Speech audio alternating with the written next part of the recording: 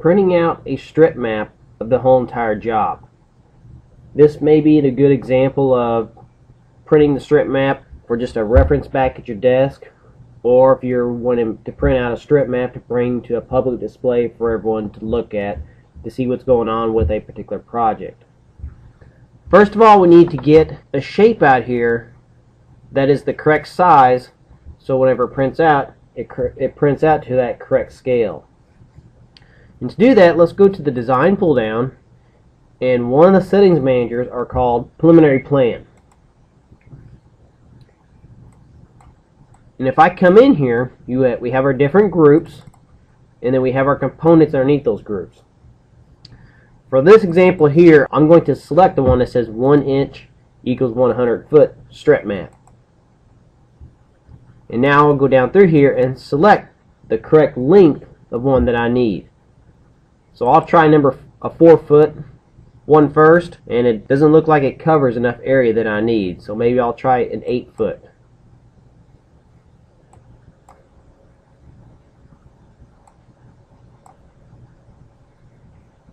I'll scroll over just a little bit, and this one here looks like it's going to cover a majority of the area that I need.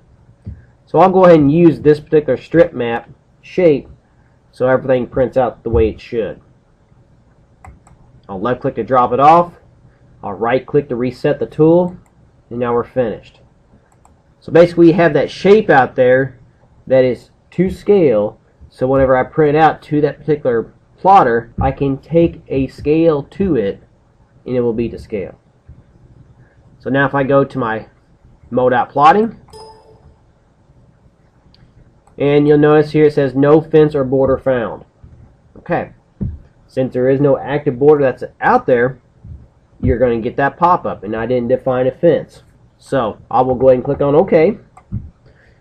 And whenever we have this shape out here, we still need to place a fence out there so it knows where to print it out at.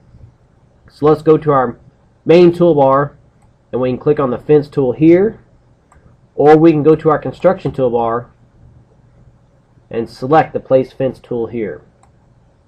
I'm going to go ahead and make sure my key point snap is selected, and I will just grab it by the corner of right here. You may have to use your middle mouse button on your keyboard to identify it. So if I get close to it and use my middle mouse button on my mouse and press it down, you'll see that it will snap to it.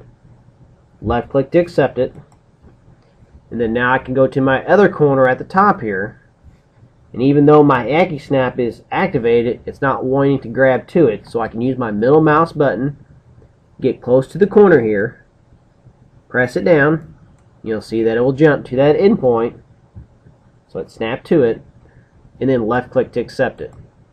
Now we have our fence defined out here. So now if I go back to my MoDOT plotting, it'll allow us to print out the strip map. What I need to do now is select a size plotter that will print out that strip map. And the plotters that will do that are these OSE plotters right here, depending on what OSE plotter that you have at your office. For this example here, I'm going to use the OSE 500. Figure out what location that you want to send it to. And then after that is your paper size. You got B size, D size, and long. Whenever you're printing out a strip map, you want to select this one that says long. That way it prints it out to scale, to how long, whenever you created this particular shape that was out there from the settings manager.